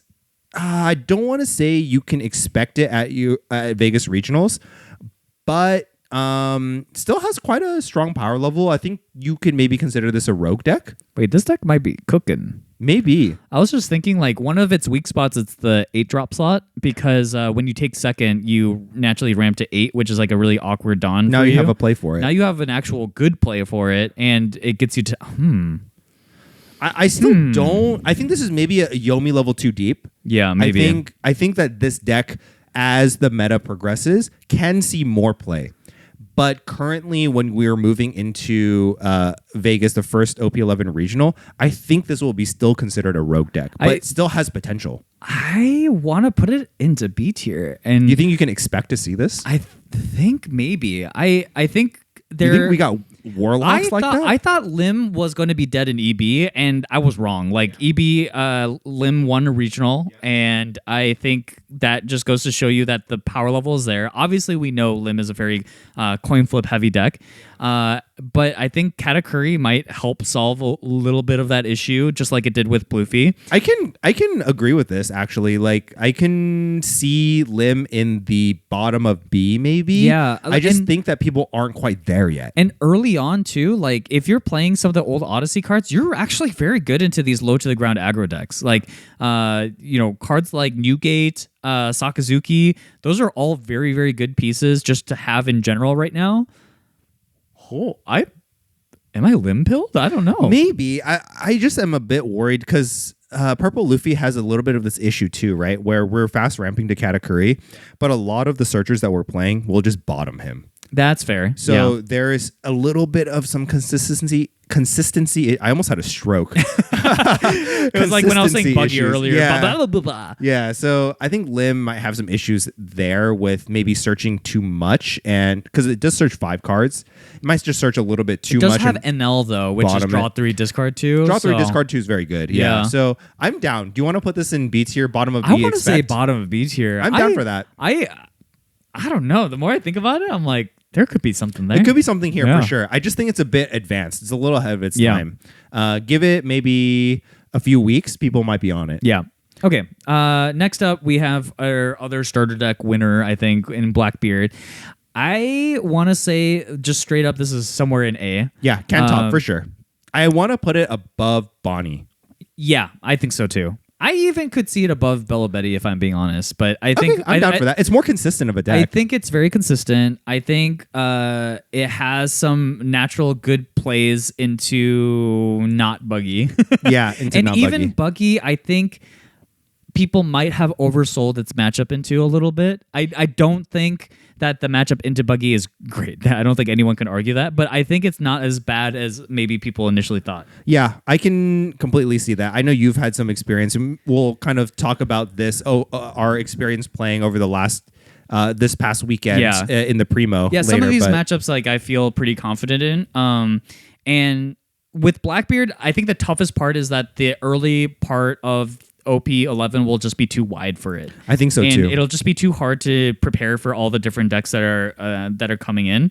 As the dust settles a little bit more, I think there will be a lot more understanding of like how Blackbeards should be built. And I think they've got some new cards that let them be a little more flexible. Yeah. So you're saying that Blackbeard will have the last laugh. Zeha! Yeah, the more I thought about it, like Kuzan, the new 6-cost Kuzan is more flexible than I thought. I think the San Juan blocker is better than I thought. In that being a 6-cost or above means that in the late game stages where you can double to triple blocker up with Kuzan, the 5-cost Kuzan and stuff like that, drawing you a card, giving you the 6k blocker that's hard to interact with, like can make these late game situations much more favorable. I think there's quite a bit of play here, and it's just about like how do you deal with the plethora of different angles that people are attacking you. So that's going to be the hard part. That's going to be for the Blackbeard solvers to solve. Yeah, but we believe in you. But we believe in you. I believe in the deck. I think the power level is there. The consistency is there. It's just about finding the right tools. Next up, we've got Red Green Smoker. I don't know much about this deck, to be honest. You want to speak about Red Green Smoker? Yeah, so one of the things that Red Green Smoker, I think the power level has been quite good since its beginning. But the problem is that it is so dependent on finding Smoker, the 5-drop. And the problem was that you only had access to one searcher. The Virgo. Yeah. But now you have two. You have Kujaku, who finds the rest of your Navy cards too. So having that access to doubles searcher means that you basically doubled the amount of ways that you can find your cards, right? Yeah. And that is tremendously powerful for this deck. Yeah, you don't even need to play 4 copies of each technically, right? Like Kujaku will directly replace Virgo as the primary searcher because it's a power creep searcher. Yeah, it's a power creep searcher, yeah. Virgo maybe you can play 2 of if you wanted to. So you can play 6 copies, maybe a more consistent way to find your Smoker, or you can straight up just play 8 copies of it and almost guarantee that you'll find it. Yeah. And so with that, it's funny because like now that you have, let's say you find your Smoker and stuff, you're kind of this like kind of purple deck in a way. Yeah, a little bit. Because like you just cheat so much Dawn, like you just unrest so much of your Dawn back. You're not like, ramping it. You're just reusing it. You're so Yeah. sustainable. Yeah, you're Macklemore. You're at the thrift shop. You're at the thrift shop and you're buying Dawn for cheap. Yeah, man. So yeah, I think Red Green Smoker, you have these tools that are just quite suited for what I think we see the meta evolving into. And so I think so.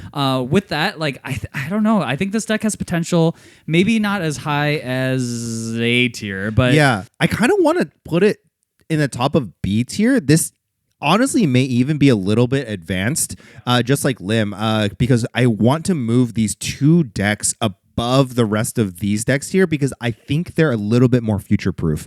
I think they're good into what we think the meta will evolve into, but it may just be too soon to see these decks have a strong and popular representation at Vegas. Yeah. And I also still think that Red Green Smoker is a little too dice roll dependent. Can maybe be, yeah, too, totally. So. Yeah, next up, we got to talk about the fourth horseman in Blue Purple Luffy. This, without question, I'm just going to go ahead and drag it up here, is a will top deck. 1,000%. 1,000%. However, for you X3 listeners, I have the scoop, the inside scoop. This is breaking news. Now, breaking news on X3 at 7 p.m. We have Blue Purple Luffy, not as good as people think. I know this is surprising. Hide your kids, hide your wife. I think that this deck is not as good as the other 3 top tier decks. Oh, you think it's the 4th horseman? Truly, I think it is the 4th horseman, if not the horse itself. Uma Musume. No. So I think that my reasoning is that this deck, without a doubt, has insane power level. Probably the best deck in terms of power level in existence currently. However, it has a hard time dealing with Buggy. It has a hard time dealing with Purple Luffy. It has a hard time dealing with Belo Betty. These decks are insanely popular at the current moment. And if you lose to 3 decks that I think will be insanely popular at Vegas, it may not be the right move to bring to Vegas. Obviously, I think this deck will top. I think it will have incredible potential, is very future-proof, has good longevity. But moving into the first event, offline event of OP11, I'm not sure that it's the correct deck to bring. I think this is going to suffer a little bit like Dofi did in the beginning of OP09, where I think it's going to be overhated a little bit. I think a lot of people, I think they've heard the rumblings from Japan and they're like, Blue Purple, best deck. Yeah. We have to defeat the Titans, right? But let's be real. Our meta is different than theirs. Our meta is different. And I think with that, but here's the thing is like not everyone is going to go to these regionals with that in mind, right? They're going to go in like, hey, we've done testing. We do think Blue Purple is powerful. We need to take it down, right? And people, I don't know. I think there's just going to be a lot of people who are going to walk in and it's going to be too late for them. They don't listen to X3 drop. This is Yomi level 2. What I'm saying? What we're conclusively deciding currently. I think what I'm saying, the people I'm describing are Yomi level 1. They go in with the prior knowledge like, oh, Blue Purple must be the best deck. They've been complaining about it forever, so I must bring Blue Purple because it's the best deck, or play a deck that beats Blue Purple.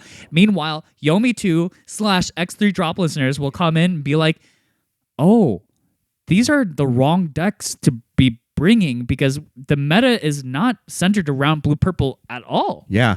And we got you guys. And we got you guys on the inside scoop. Back to you, Xell. Yeah. So to talk about this, so in my opinion, I want to put it 3rd over GP. Okay. And the only reason why I want to put it over GP is because Blue Purple, it's kind of the new Shanks of this format, where your high roll sort of just beats decks. It will just win. It just wins, man. Like if you see everything, like it just has this inevitability to it. Yeah. Where like it's Thanos. It is. I am inevitable. And when you have that on your side, there's the one great thing is like you are kind of immune to bad draws because you will get there eventually. And if your opponent has bad draws, you win, right? Like they stumble, they can't find the pressure, they don't have the answers, you will win, right? And so I think Blue Purple has this sort of like X factor to it in that like you can pull a win out of your ass sometimes. I think so. And that's why I think the deck, I think I could put it as high as 3rd. I'm down to put it as high as 3rd, honestly. And it's very funny dragging this over GP Luffy because Blue Purple is like Thanos and then Thanos's blue daughter. I forget her name. Nebulous? Oh, yeah. Something like Nebula. that. And dragging it over Thanos and Gamora. I'm sorry, Gamora. The 2 daughters. I'm sorry. It just pushes her off a cliff. Yeah. The deck is just so undoubtedly powerful, and I think Blue Purple, kind of like Blackbeard, will suffer from the fact that I think there's too many good cards to play, and until the meta settles down a bit, it won't be immediately known what you should bring. So, like, for example, I think like you have tech cards like 8-cost Secret Rare Luffy. Very good into Lucci, very good into Blackbeard, but less good into a lot of these other decks, right? But you could also bring Mihawk. Mihawk is insanely good into GP Luffy. It's also very good into Pluffy. It's good into, so like you have these options to bring, and you kind of have too many ways to go and tech choices. So like once the meta settles down a bit and like slows down a bit, I think it'll have a better avenue to kind of handle the meta. Yeah, I think so. But in the beginning, I think it's going to be rough. I actually think it's going to be quite rough. I think the addition of Buggy as a cheap deck that people can bring that naturally I think does quite well into that deck is very problematic. I think so too. So yeah, I think I agree with you. Just by sheer power level and the ability to just entirely steamroll any deck in the format, if you see the right cards, this belongs probably in the third spot. Yeah. I think this is, for me, this is very solidifying the top tiers for me. Yes. This is the top four decks. For the Horsemen. Yep. Next up, we've got Green Yellow Law. This is a deck that you've been high on for a little bit and you've been playing for a little bit. You want to speak about it? Yeah, so going into OP11, before we knew about the starters and stuff like that, like Green Yellow Law was the deck that I was like, okay, this is what I'm going to grind. This is the deck I'm going to bring to Vegas or whatever regional I go to. That is maybe not the case anymore. Yeah. The problems I'm having with Green Yellow Law is that, yeah, you're pretty good into a lot of the field, but you're not great into them, you know? And I think one of the biggest reasons to have brought Green Yellow Law was with the knowledge that like Blue Purple was going to be one of the most popular decks and one of the strongest decks that you want to really be able to beat. And Green Yellow Law had this kind of thing where like you can kind of beat every deck. You're solid into a lot of different things while beating the best deck, which puts you in a really good advantage state for the meta, right? Which we saw in the Chinese meta at the time. Yeah. Like the China meta, they were like, oh man, 6-4 into Blue Purple. Yeah. Like you're 5-5 into everything else. Yeah, 5-5 Incredible into everything deck. else. Really, really good. The problem is, again, I don't think Blue Purple is the best deck. I think there's going to be other decks that you have to contend with, and those other decks are a problem. And I think Green Yellow Law has a chance at beating everybody, but in a 9 to 10 round format, I think it's a difficult place to be where like I feel when I play the deck that if my opponent sees exactly what they need to see at all times, like I don't have the sheer raw power to win games. And I think that's a bit problematic when I think decks like Buggy and Pluffy have that power, have that consistency, and and they also have that good matchup into Blue Purple too. So I'm a little down on Green Yellow a little bit, but my opinion is that it is quite clearly for me the fifth best deck. I think so too. I was just going to mention, I know you're down on it a little bit, but I actually want to put this in the fifth best deck spot at the top of the A tier. Can top a regional, and if I may, will top a regional. Yeah. I think very, very. I think it's very possible for Green Yellow to win. I think its matchup into Buggy is not bad. I think it does well into Blue Purple. I think Pluffy, it's very 50. Again, just very, very even across the board. But it just lacks that little bit of killer oomph. That little oomph. Yeah, it needs a little bit more. Next up, we've got Usopp. What a fall from grace, if there even was a fall. Sorry, Artress. Artress, this is my letter to you. I am so sorry. I don't think Usopp is meta viable. I don't think so. Is there an argument for Usopp to be meta viable here? I'm not sure that I can really think of one. Your whole identity as a deck is that like you can interact well with the board, but now what? Maybe you can fight Buggy a little bit because your guys have pseudo rush and you could run into them, but you don't really have the ability to swing into them if they don't swing themselves, right? So it's like maybe Rogue and maybe not meta viable. So like in between C and F. I struggle to see how Usopp exists in this meta. I think so too. And there's another deck that just came out that I want to talk about that I feel like does what Usopp does but better, and that's Koby. Yeah, at least for the current meta. Yeah. So just because Koby exists, I just want to put Usopp at not meta viable. I'm totally open to be proven wrong, but I think that Koby is just an Usopp but can interact with Buggy and that's a big difference. I think Koby You've played into this deck a bit, right? I did play into this deck a bit, and I think that it's pretty good. It's a deck that is reasonably consistent in the form of its searchers and utilizes its trash very well, right? So it searches through Kujaku, which has more utility than just searching 5 cards. Brand new, which searches you 3 cards and has more utility than searching you 3 cards. It has the new event searcher. So it has a lot of pieces that can find you a lot of cards. You'll be seeing a lot of cards. The power level of the cards is not super, super high, but it is high enough that I think you can expect to see this deck at a regional.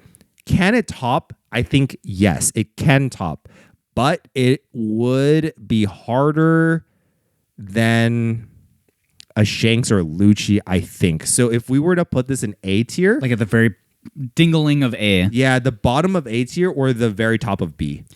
Yeah, I want to give it some credit because I did see on Twitter there was like a guy who brought Koby to like an 80-person tournament, which is quite a lot. Like I think that's 6-7 rounds, and they won it all with Koby. And their matchups were, they saw some purple stuff, and they, it seems like I thought Koby would struggle because the purple decks are bringing in such big bodies for him to try to swing at. But the addition of cards like Doll do really help and stuff like that. But the problem, I think, is that for the purple decks, you present the problem. For Koby, he needs to search the right answers to each problem that you put down. And that difference makes him kind of always on the back foot a little bit. Like it's on you to answer, and you need to find some of the pieces that can overcome the strength of just a raw 8-cost Katakuri, a 9-cost Luffy, like these type of cards. So yeah, I think it can top. I just don't know. Yeah, maybe bottom. I'm curious if people have figured it out, will get there. Maybe I'll even put it above Lucci here. I think actually above Lucci Below Shanks is fine. Yeah, I think this is fine. Yeah, something like this. Yeah. You can make an argument that it's above Shanks here, but it's somewhere around this region. Like it seems like you have a okay/reasonable shot against all the top decks, which is more than Lucci can say. Yeah, for sure. And then we've already ranked these ones. Next up, we've got our unhydrated urination friend here in Eustass Kid. This is not meta viable, is it? So kind of like Usopp, it's like I think previously one of your worst matchups was Pluffy to begin with, and now we just have more Pluffys. Yeah, there are so much more Pluffys that don't really care about you and what you do. I think that there's also a new leader on the block in blue yellow Nami that could be just a strict upgrade to this deck. Not exactly 1-to-1 linear, but kind of operates in a similar-ish manner. I will say one thing with Kid. I'm just thinking about this now, but I feel like maybe it could be okay into Buggy in the sense that like you have these bodies that Buggy kind of doesn't want to swing into, like the Hawkins and stuff like that, and you just kind of have this like life pressure that you're bringing, the 8-cost Kid and all this stuff. Hawkins a 4-cost, right? Hawkins a 4-cost. Can't swing. Oh, no. But you can give Hawkins blocker. Yeah, and then block, and then... So you can guarantee the value off of your 4 drops. It's not bad. It's not bad, but I think maybe just the overwhelming power of the 10-cost Buggy as you like can't... But I'm just saying, like, there's something there in the fact that you can just force Buggy to trash life rather than him drawing that card that like gives you some kind of play into it, but maybe it's just not good enough. I can be convinced that this is a rogue tier deck. Yeah. Maybe somewhere above Dofi, below Reiju, something like that. Like I can't see it being super viable, I think, with the top tier decks the way they are, but it does have some powerful cards still. The leader ability is still good. Yeah, it plays powerful cards, so I don't know. Just not really positioned well in the meta, I think. And then we've got the cat burglar herself. Yes, Blue Yellow Nami. Yeah, Blue Yellow Nami. Where do you think she belongs here? I wanted to ask you that question. You think people have cooked her yet? I think that we have not given her enough time. I know that the sim had not been updated for quite a while with the starter decks. especially on the Western side of stuff, right? We were playing ranked on the Eastern meta for a long time, and that didn't have access to the starter deck. So you would see on the ranked ladder just a ton of blue, yellow Nami and purple Luffy and blue purple Luffy. Those were the decks that you see constantly over and over. And I think Nami just does not do well into those particular decks. However, does Nami do well in this current meta with the inclusion of these starter decks? I think my answer is still no. Yeah. You can't interact, like having access to Zeus is nice, but you can't interact with Buggy's board very well. Like, yes, maybe you can pop something with Zeus just before the my cock comes live. You pick off their first 4-drop they play. Something like that, and it can get some value that way. But I just don't seeing this being very good. I think that this, in terms of power level and consistency, maybe you can see in the C or B tier. But I think that people are excited to play this leader. Yeah. So I want to put this in B tier. You can expect to see this. You expect to see it. I don't expect it to perform right away. I would say this is below Yamato here. Yeah, even below Enel, to be honest. Think so? Yeah. I'm down to put it below Enel. I think it's like you have to cook the deck, right? Like you have to figure out what the deck list is going to look like. And on top of that, I just don't think you're very favored into the top tiers. I think so. Next up, we've got another leader from this current set. We've got Purple Katakuri. Yeah, so this deck, it's funny, in our previous talk about Katakuri, we called him a little underwhelming, but I think people misunderstand that underwhelming does not mean that I think this guy is weak. Yes. I think he just naturally plays good cards. So some of the cards are good. Some of the cards are a little bit on the weaker side, but that is just to make sure that the deck is able to operate. Yeah. And so the thing is, like, yeah, you're playing some kooky cards like the Peril Sparrow and stuff like that. But that being said, I still think this deck can still be quite powerful. I think you can put it in B tier for me. I think so too. I think you can expect to see this deck. It's a little bit unexplored, but maybe more explored than, say, Blue Yellow Nami. So I kind of want to put it above Blue Yellow Nami. I think the deck list kind of like makes itself with the cards that you have available to you. Because you have to play certain cards in order for the deck to function. Baby Katakuri, the Searchers, the 10-drop, the Peril Sparrow, you've already... The Chump Blocker. The Chump Blockers. Yeah. The stuff is already kind of all there, so it's just about like how good are you into the meta. And I don't think... You're a little less consistent than maybe like, I don't know, Pluffy. I think you actually battle blue-purple pretty decently is what I've been hearing. And maybe you suffer into some of the other matchups, but yeah, I don't know. Honestly, looking at this more, I kind of want to drag this here. Yeah, maybe above Zoro. Yeah, just because you have access to Purple Katakuri. That card is so good. It's so searchable. Good. You can play him for 2 Dawn. Like, dude, honestly, maybe even here. Yeah, maybe. Yeah. Maybe. I mean, I'm down to leave it here. He has some good stuff. And 10 cost Rusher is also very scary. Yeah. So, and you have an event for 1 Dawn, protects you for 5k, brings you to a 10k leader. Yeah. It's like Gum Giant. Yeah. So, potentially brings you to an 11k if you use leader ability too, right? So. And if you have Mom and all that stuff. So you have some pretty great defensive tools, and you in some ways use a cost Katakuri to its full potential. Right. So, exactly. I think it's good and plays a lot of good cards. Now we finally have our last leader. Maybe even. Oh wow! Yeah, really? The more you talk, the more my observation hockey is telling me. Can top. I'd put it a high B. I haven't gotten a prophecy from the future yet. Future Ducky has not come to pay me a visit about Purple Katakuri just quite yet. So I am down to drag him back down. Something took over my body. The Holy Spirit. You saw the color purple, and you're like, God. He's got to be. I love him. Yeah. So okay, last leader we've got here is RP Luffy. Yeah. Somehow just the worst of the purple Luffys, huh? Yeah. I think worst of the purple Luffys, but if I'm going to be honest, a purple Luffy nonetheless. Yeah. Again, you still have 8 cost Katakuri. You're a 6k leader. You have access to Giant. You've got Gum Giant. It's just It kind can't of be bad. It's kind of a worse version of Blue Purple Luffy in almost every way. Yep. The difference is the efficiency of your top end, right? So rather than going wide with these 9 cost stuff, you have access to 10 cost Luffy or Shanks. I mean, Yeah. 10 cost and the 10 cost Luffy. yeah, and 10 cost Luffy if you wanted to. But I don't know, where do you put this? I want to see, or I want to say C is what I meant to say. There's no way it's that low. You Really? think so? I think it's better than a rogue deck. Just literally sheer power level wise, it has to be near Katakuri. Purple Okay. Katakuri. Like, Okay. you are basically playing all the same cards that Blue Purple would be playing, right? Like, I think you would be playing Zoro Juro. You'd be playing Gear 2.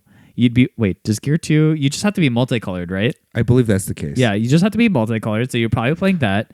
You're probably playing God Thread again because you want some interaction in the early game. Your deck list looks very similar to Blue Purple. It's just that you don't have the same late game inevitability that Blue Purple does. I think that I've been smoking the buggy pack a little bit too hard. I might even be on 2 packs a day at this point. I'm going to be honest. So I forgot the sweet, sweet taste of purple air. You're totally right. Yeah, right. I think this deck is. I mean, I don't know if it's a meta threat necessarily, just because again, I think the other purple decks are just better. Yeah. But I do think you just have access to a lot of the same tools and a lot of the same reasons that Blue Purple got brought up so high is going to help Red Purple get to the same place. So yeah. What do you think about just or in between Katakuri and Smoker? Yeah, I'm fine with that. I could even see above Katakuri, to be honest, but I can too. Yeah. Do you want to fix the F tier a little bit here, just so they're chronological? Maybe Marco. I think Marco at the lowest, Katakuri next to that. Yeah, like probably this? something like this. Okay. Are we happy with this list? I think I'm happy with this. We have this list. Honestly, looking at it, it's the Tetris piece. Just sideways. Yeah, we T-spinning over here. Yeah. And honestly, if I'm going to be transparent here, the same amount of meta relevant decks in A tier, B tier, and C tier, and then the same amount of decks in S tier and F tier make me think that right now in the current meta, where things are brand new and fresh, it's quite good. Yeah, I mean, I think it is a wide meta for sure, especially in the beginning. I think things will change. We'll see. For our listener only, for our podcast only, why don't we go through and just read off our list here? So yeah, so I'm gonna go ahead and read off the S tier here, and then we can alternate here. So the S tier, the will top a offline will top a regionals tier in order. We have Purple Luffy, we have Buggy, Blue Purple Luffy, and Green Purple Luffy. These are the top 4 decks. And then A tier, we've got Green Yellow Law, Blackbeard, Belo, Bonney, Black Purple Luffy, Shanks, Koby, and to top that off, Lucci. That's right. In a B tier, you can expect to see this at your regionals. Purple Katakuri, Red Purple Luffy, Red Green Smoker, Green Purple Lim, Red Zoro, Green Yellow Yamato, Yellow Enel, and Blue Yellow Nami. And then the Rogue tier, we've got Carrot, Purple Yellow, Pudding, Red Green Law, Whitebeard, Blue Purple Reiju, Yellow Kid, Blue Dofy, and Vegapunk.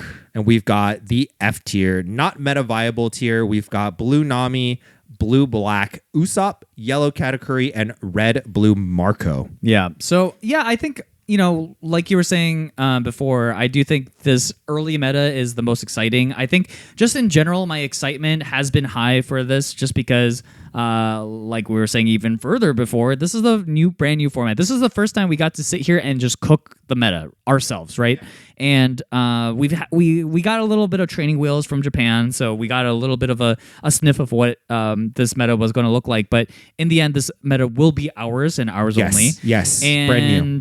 Yeah, Here's the thing is I've been excited for this format, but I'm not excited where I think this meta will go. Yeah, maybe. We can talk about this a little bit more in the primo. So for those of you guys who are sub to the Patreon, we'll talk a little bit more about where we think this meta will evolve or devolve into. But for now, I think that this is our definitive list about what deck you should bring to an offline regional, to Vegas. Boom. That's it. So hopefully this was helpful. Maybe it gives you a little more insight into the meta at large, and maybe it inspires you to play a new deck. Maybe you want to join the brigade of clowns that will be appearing in Vegas. Honk, honk. Circus, circus, baby. The circus is big. There's plenty of room. There's plenty of space. Yeah, the tent is big. So anyways, I hope you guys enjoyed the episode. As always, like, comment, subscribe. Subscribe to the Patreon if you can, and join our Discord. And otherwise, hey, we'll see you guys next time. See you Have in a good one. Vegas. Peace. Peace.